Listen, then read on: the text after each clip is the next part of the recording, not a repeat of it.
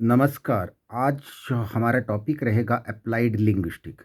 तो मैं बताना चाहूँगा कि अप्लाइड लिंग्विस्टिक में फ़नेम्स, मॉर्फ़ीम्स, लेक्सिम, सिंटेम्स, सीमेम्स और प्रैक्सिम।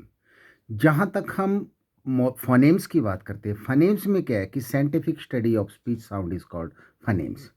तो मैं बताना चाहूँगा कि जैसे हमने पहले पिछले वीडियो में भी डिस्कस किया है कि 44 साउंड है हमारे, 26 लेटर्स की 44 साउंड है, जिसमें कि 12 हमारे वोवल्स की साउंड है, 8 डिप्थोंग है और 24 साउंड हमारे ये जो है ये कॉन्सोनेंट साउंड है। तो 12 में मैंने ये नीचे की तरफ को ये दे के रखा हुआ, ये हमारे जो है वॉल्स की साउंड है। यहाँ पर हम बात करते हैं, एग्जाम्पल है ये केवल। तो ये वॉल्स की साउंड है, ये यहाँ पर हम डिप्थोंग की बात करते हैं कि डिप्थोंग क्या होता है कि combination of two vowel sound is called diphthong. और ये हमारे कॉन्सोनेंट साउंड है। तो ये हमारा सबसे पहले है कि जो साइंटिफिक स्टडी है स्पीच साउंड की, उसको हम फनेम्स कहते हैं। उसके बाद हम बात, क्योंकि एक एक जो साउंड है उसके सिंबल दे के रखे हैं, उसके बाद चलते हैं हम कि अप्लाइड लिंग्विस्टिक का जो दूसरा पार्ट है वो हम बात करते हैं कि मॉर्फेम्स। तो ये जो मॉर्फेम्स है, जो हम यहाँ बात करते हैं कि मॉर्फेम्स क्या है कि internal structure of word. Internal structure of word जिसको हम मॉर्फेम्स कहते हैं, कि जिसमें कि जो हमारी जो डिस्टिंक्ट स्पीच साउंड थी, जिसमें कि सी की साउंड, यहाँ पर क की साउंड है, ये ए की साउंड है, ट की साउंड है। तो ये कैट बन जाएगा आगे कि क की साउंड, ए की साउंड और ट की साउंड। उसी तरीके से हमारा जो है दूसरा, जो जैसे हम बात करते हैं यहाँ पर हमारा पाक, पाक के लिए जो प की साउंड है और उसके बाद आ की साउंड और र की साउंड और क है, तो ये पाक बन जाएगा। तो मेरा कहने का मतलब ये है कि जो पहला हमारा जो स्टेप है फनिम्स के बाद जो दूसरा स्टेप शुरू होता है वो है मॉर्फेम्स। मॉर्फेम्स में हमने डिस्कस किया कि इंटरनल स्ट्रक्चर ऑफ वर्ड्स। अब हम आते हैं तीसरे पे। तीसरा जो है लेक्सिम। लेक्सिम किसको कहते हैं? लेक्सिम की बोलेंगे हम कि कैटेगराइजेशन ऑफ वर्ड्स। ये लेक्सिम में हम बोलेंगे कि कैटेगराइजेशन ऑफ वर्ड्स, कि वर्ड्स को किस तरीके से कैटेगराइज किया। तो हम बात कर सकते हैं कि कैटेगराइजेशन ऑफ वर्ड्स में हम बोल सकते हैं कि कैटेगराइजेशन ऑफ वर्ड्स में हम यहाँ पर हमारे एग्जाम्पल है, जैसे कंपाउंड वर्ड्स है, कन्वर्सन है, क्लिपिंग है, एक्रोनियम है। फिर उसके बाद हम बात करते हैं कि ब्लेंड की बात करते हैं। तो कंपाउंड वर्ड की जैसे हमने बात की है कि कंपाउंड वर्ड किसको कहते हैं, क्योंकि हम कैटेगराइजेशन ऑफ वर्ड्स की बात कर रहे हैं। हम कैटेगराइजेशन ऑफ वर्ड्स में जैसे हमने बोला कि सबसे पहले कंपाउंड वर्ड की बात करते हैं। कंपाउंड वर्ड क्या है? जैसे हमने बोला कि रोप डांसर, रोप का मीनिंग अलग है और डांसर का अलग है। हमने बात की कि इसके अलावा हम बात करते हैं आम चेयर, आम का मीनिंग अलग है, चेयर का अलग है।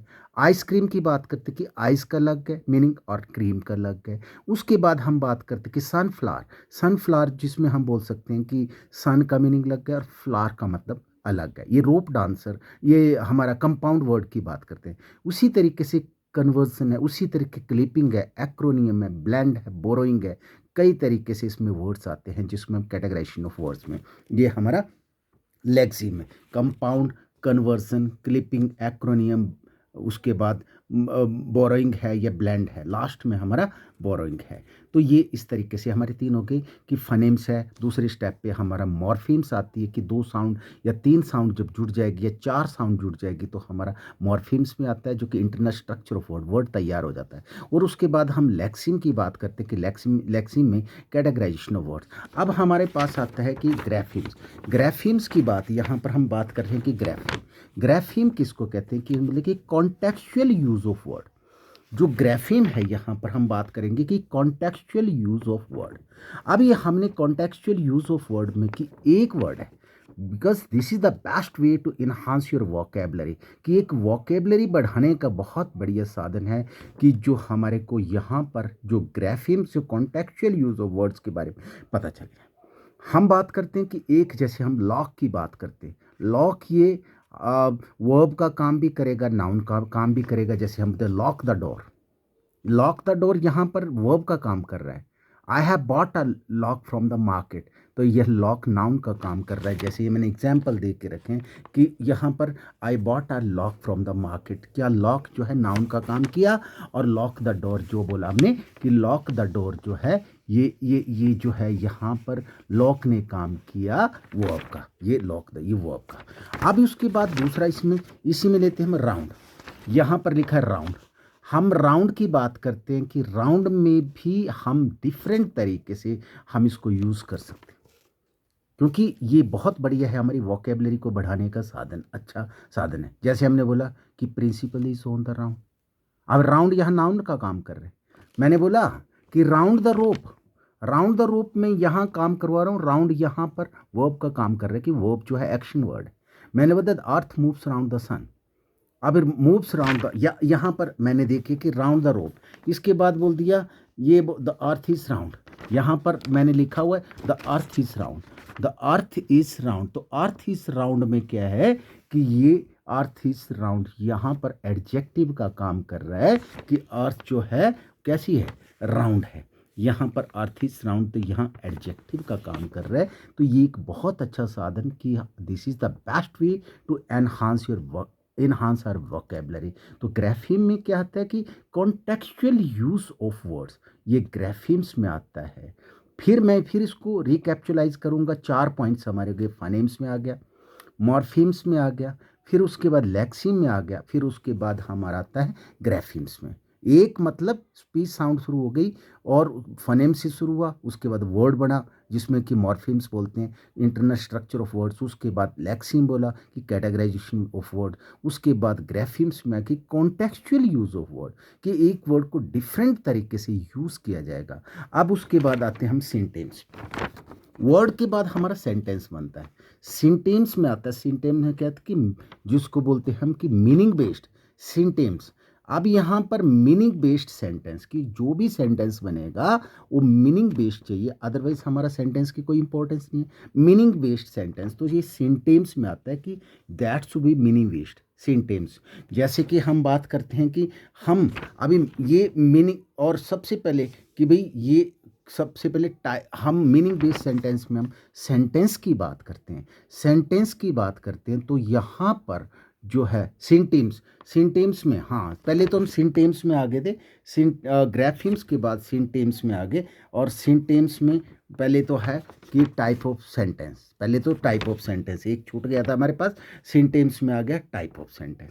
और उसके बाद सिंटेम्स के बाद हमारा जो आएगा वो पहले तो सिंटेम्स को हम डिस्कस कर रहे थे कि सिंटेम्स क्या है, और उसके बाद लास्ट उसके बाद सिंटेम्स के बाद सीमेम्स। तो ये टाइप ऑफ सेंटेंस की बात कर रहे थे। तो सबसे पहले टाइप ऑफ सेंटेंस में हम बात जहाँ करते हैं कि हमारे कितने किस्म की क्या बोलती है सेंटेंस है। सेंटेंस हम बात करेंगे कि there are 2 classification of sentence. First is based on idea and thought, second one is based on form and structure. अर्थ के आधार पे, रचना के आधार पे। अर्थ के आधार पे असर्टिव सेंटेंस है, इंटेरोगेटिव सेंटेंस है, इंटेरोगेटिव सेंटेंस है, ऑप्टेटिव सेंटेंस है, असर्टिव है, और उसके बाद ऑप्टेटिव सेंटेंस है। सेकंड क्लासिफिकेशन इज कंसर्न, तो इसमें हम सिंपल सेंटेंस की बात करते हैं। सेकंड क्लासिफिकेशन में कि इसमें सिंपल सेंटेंस आता है, कॉम्प्लेक्स आता है, और उसके बाद हमारा कंपाउंड सेंटेंस आता है। सिंपल कंपाउंड और कॉम्प्लेक्स आता है। सिंपल में 1 सब्जेक्ट एंड 1 प्रेडिकेट, और उसमें कंपाउंड सेंटेंस की बात करते हैं कि इसमें 2 or more coordinate oblique independent clauses and join with coordinate conjunction. और लास्ट में हमारा कॉम्प्लेक्स सेंटेंस है कि 1 principal clause and second one is subordinate clause. Subordinate clause always depend upon principal clause. तो ये हमारा जो मेन हम बात कर रहे हैं सिंटेम्स की। सिंटेम्स में टाइप ऑफ सेंटेंस, ये आ गया टाइप ऑफ सेंटेंस। अब जो निचला लिखा हमने सीमेम्स, सीमेम्स का मतलब होता है मीनिंग बेस्ड सेंटेंस, कि जब हमने सेंटेंस बनाना तो मीनिंग बेस्ड बनना चाहिए, मीनिंग बेस्ड सेंटेंस। तो इसका मतलब होता है meaning based sentence should be form. और लास्ट में हमारा जो अंतिम जो इसका पार्ट है वो है हमारा यहाँ प्रैक्सिम। प्रैक्सिम में जब हमारा एक स्पीच साउंड से शुरू हुआ, वर्ड बना, फिर वर्ड के बाद वो एक मीनिंग बेस्ड सेंटेंस बना, फिर मीनिंग बेस्ड सेंटेंस के बाद टेक्स्ट, डिस्कोर्स, कन्वर्सेशन और स्पीच, ये लास्ट में हमारा इस तरीके से टेक्स्ट, डिस्कोर्स, कन्वर्सेशन, स्पीच, ये हमारा टेक्स्ट, डिस्कोर्स, कन्वर्सेशन बन जाएगी, स्पीच बन जाएगी। तो ये हमारा अप्लाइड लिंग्विस्टिक में ये चीज़ें हमें ध्यान देने वाली बातें हैं कि अप्लाइड लिंग्विस्टिक में हमारा फनेम से शुरू हुआ। फनेम्स में हमने बात की है कि 26 लेटर्स की 44 साउंड है, 12 हमारे जो वॉल्स की साउंड है, वॉल्स लग गए, वॉल्स की साउंड 8 डिप्थोंग है, कॉम्बिनेशन ऑफ 2 वॉल साउंड, और लास्ट में कॉन्सोनेंट की साउंड है, जो कि हमने एग्जाम्पल देखे, पूरा नहीं लिखा है। कॉन्सोनेंट की साउंड हमारी 24 है। अगले मॉर्फीम्स की बात की कि इंटरनल स्ट्रक्चर ऑफ वर्ड, उसके बाद लेक्सिम की बात की कि इसको हम बात करें कि कैटेगराइजेशन ऑफ वर्ड, कि कैटेगराइजेशन ऑफ वर्ड्स में किस तरीके से वर्ड्स को कैटेगराइज किया। फिर उसके बाद हमने ग्राफिम्स की बात की कि ग्राफिम्स में क्या बोलती है कि कॉन्टेक्चुअल यूज़ ऑफ वर्ड, कि कॉन्टेक्चुअल यूज़ क्या है, कि एक वर्ड को किस तरीके से हम यूज़ कर सकते हैं, और इसके एग्जाम्पल हमने यहाँ पर दे के रखे कि किस तरीके से कॉन्टेक्चुअली लॉक का दिया, अर्थ का दिया, फाइन का दिया। We have different type of example. और उसके बाद सिंटेंस की बात की कि type of sentence, type of sentence कि भी कितने किस्म के सेंटेंस है। फिर हमने बात की कि सीमेम्स की बात की कि meaning based sentence, meaning based sentence बनना चाहिए हमारा।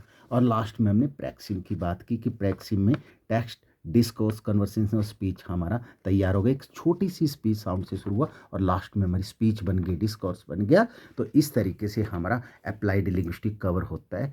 तो होप कि आपको अच्छा लगेगा video. Thank you very much. Have a nice day.